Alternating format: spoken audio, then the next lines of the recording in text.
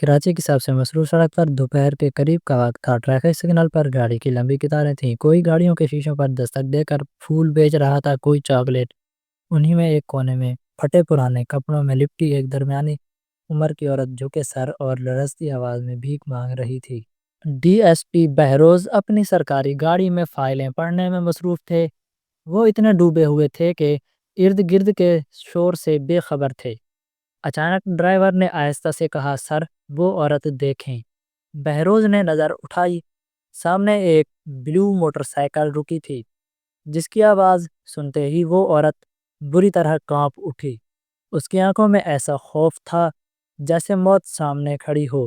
جیسے ہی motor cycle کی گڑگڑاہٹ قریب پہنچی، وہ ایک دم سے سڑک کے کونے میں جا کر بیٹھ گئی۔ دونوں ہاتھوں سے سر چھپا لیا اور سسکنے لگی۔ بہروز کو حیرت ہوئی۔ انہوں نے ڈرائیور سے کہا، اس عورت کو گاڑی میں بٹھاؤ۔ ڈرائیور چونکا، سر یہ تو بھکاری ہے، گاڑی میں نے جو کہا وہ کرو۔ بہروز نے سخت لہجے میں کہا۔ ڈرائیور آگے بڑھا، مگر عورت گھبرائی ہوئی تھی، جیسے کسی کو پہچان گئی ہو۔ پولیس گاڑی دیکھ کر اس کے چہرے پر ایک دم خوف چھا گیا، مگر جب اس نے بہروز کی آنکھوں میں نرمی دیکھی تو کچھ مطمئن ہوئی۔ بہروز نے نرمی سے پوچھا، تمہارا نام کیا ہے؟ وہ تھوڑی دیر کی رکی، پھر کپ کپاتے ہوئے ہونٹوں سے بولی، زوبیہ۔ یہ وہ نام تھا جو شاید برسوں بعد کسی نے پوچھا تھا۔ اس کی آنکھوں سے آنسو بہہ نکلے۔ بہروز نے اسے تھانے نہیں بلکہ براہ راست اس اپنے دفتر بلایا۔ ان کے دل میں عجیب سا احساس تھا، یہ کوئی عام بھکارن نہیں لگتی تھی، اس کے اندر ایک چھپا ہوا طوفان تھا۔ دفتر کے کانفرنس روم میں اس کے سامنے چائے کا ایک کپ اور بسکٹ رکھے گئے۔ وہ چپ چاپ دیکھتی رہی۔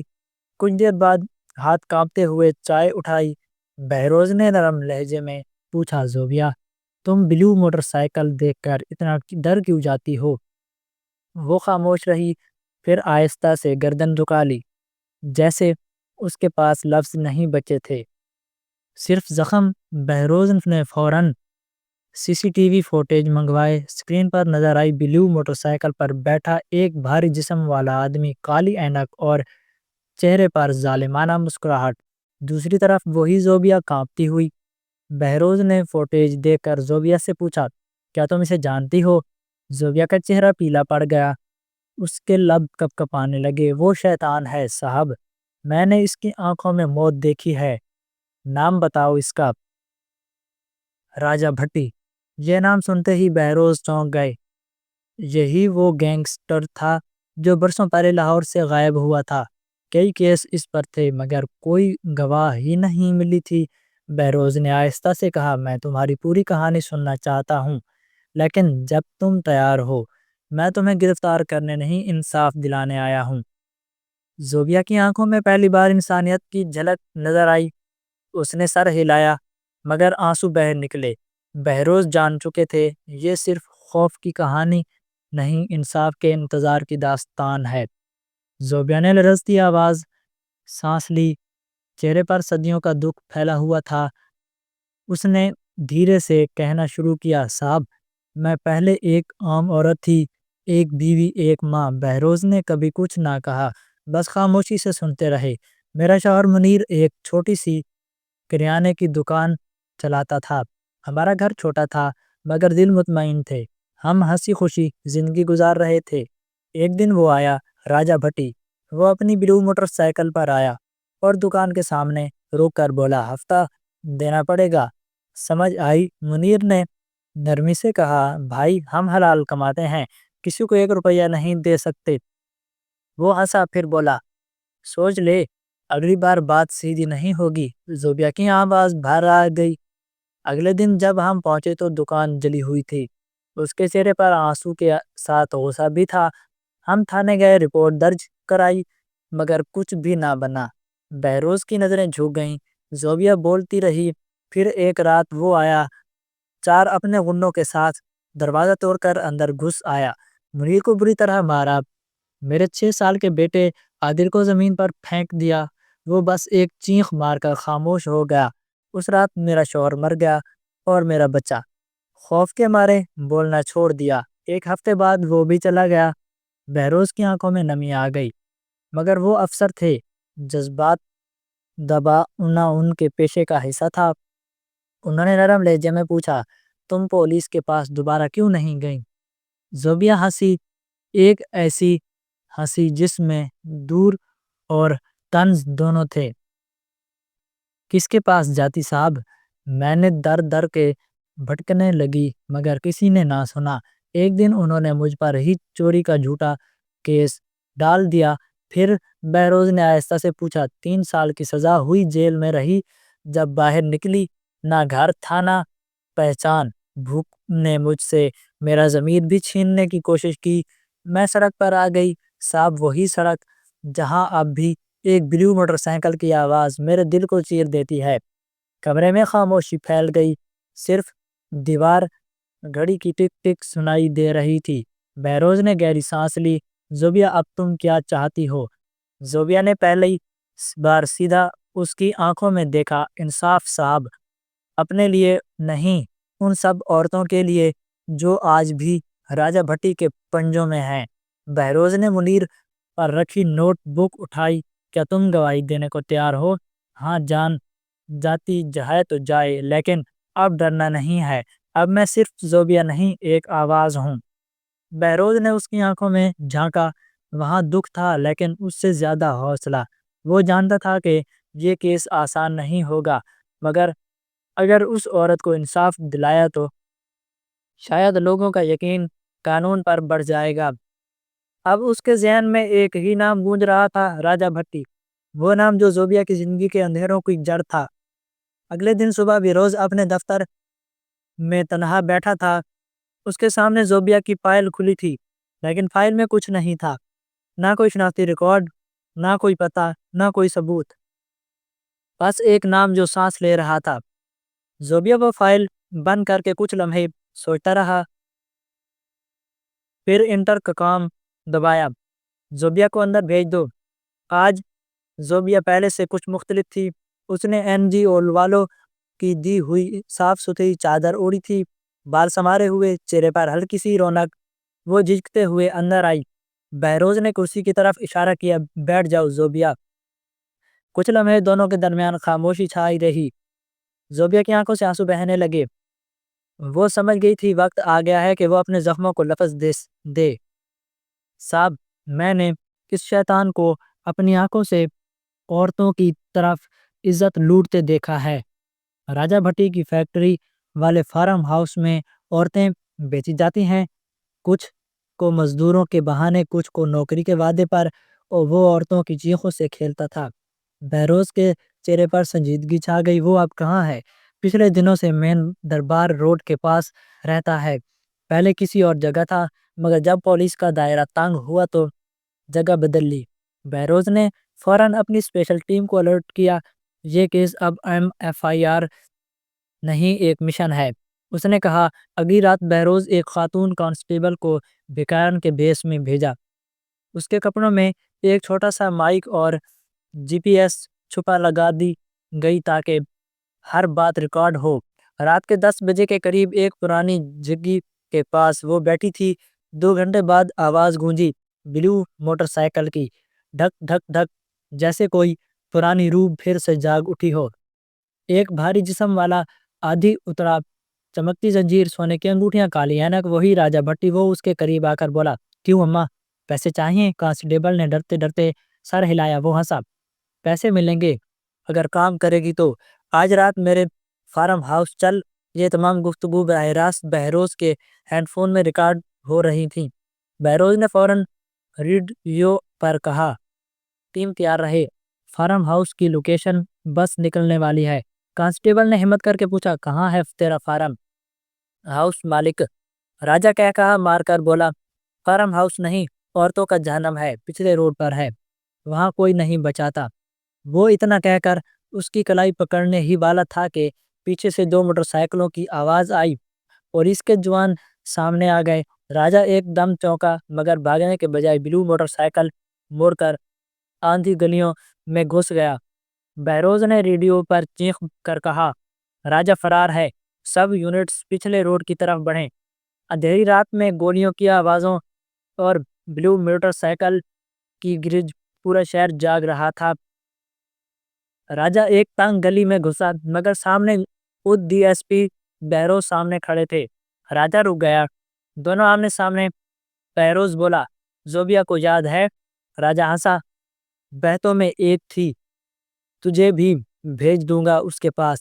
اتنا کہنا تھا کہ بہروز نے اپنی پسٹل نکالی اور اس کی بائک کے ٹائر پر فائر کر دیا۔ بلو بائک الٹ گئی، راجہ گرا مگر زندہ پولیس جوانوں نے اسے فوراً دبوچ لیا۔ وہ چیخ رہا تھا، مجھے چھوڑ دو، میرے لوگ تمہیں نہیں چھوڑیں گے۔ بہروز نے قریب جا کر کہا، اب تو اس دنیا میں ہے جہاں انصاف زندہ ہے۔ راجہ بھٹی کو ہتھ کڑیوں میں جکڑ کر تھانے لایا گیا۔ یہ وہ لمحہ تھا جب پہلی بار راجہ کسی کے قدموں میں گرا تھا۔ تھانے کے باہر ہجوم جمع تھا، میڈیا کے کیمرے، لوگوں کی چیخیں اور حیران چہروں کی قطار۔ راجہ پکڑا گیا، یہ خبر ہر زبان پر تھی، مگر ڈی ایس پی بہروز جانتا تھا کہانی ابھی ختم نہیں ہوئی بلکہ اب شروع ہوئی ہے۔ راجہ کو ہتھ کڑیوں میں لایا گیا، چہرے پر غرور اب بھی باقی تھا۔ زوبیا کو اطلاع دی گئی۔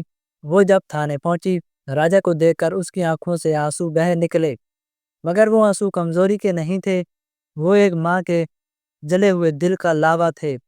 زوبیا آہستہ سے بولی، یہ وہی ہے جس نے میرے شوہر اور میرے بیٹے کو مجھ سے چھین لیا، جس نے میرا گھر اجاڑا۔ راجہ نے سر جھکائے بغیر طنزیہ ہنسی ہنسی۔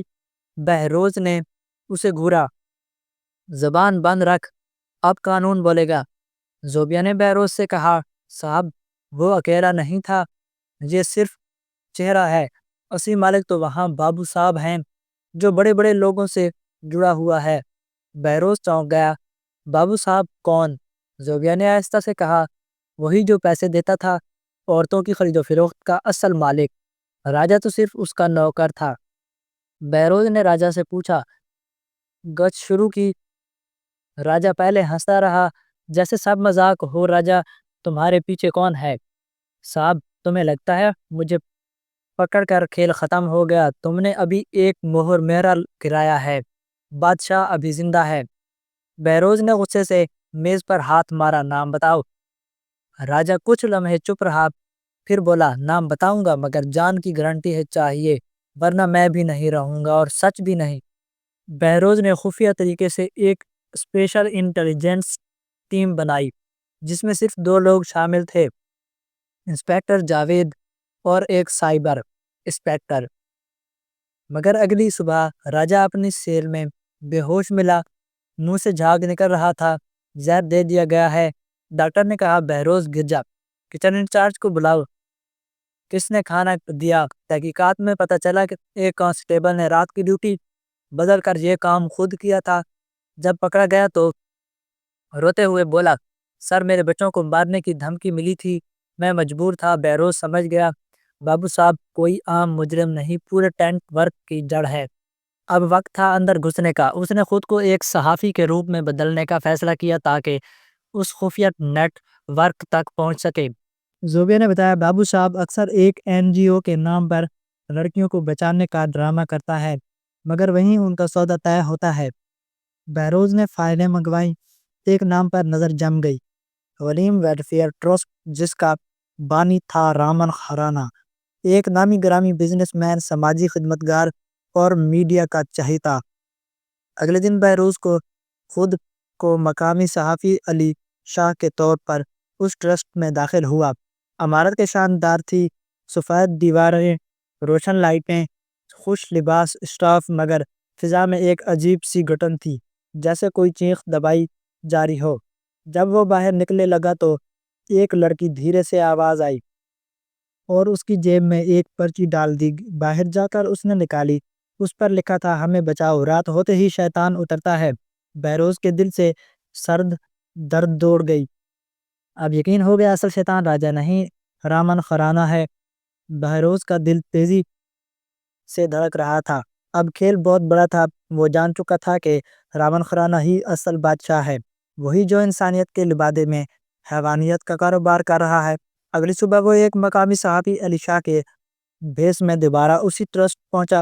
استقبالیہ پر بیٹھی ایک پرکشی خاتون نے مسکرا کر کہا، علی شاہ صاحب، سر سر رامن صاحب آپ سے ملنے کی خواہش مند ہیں، پلیز تشریف لائیں۔ وہ اندر گیا۔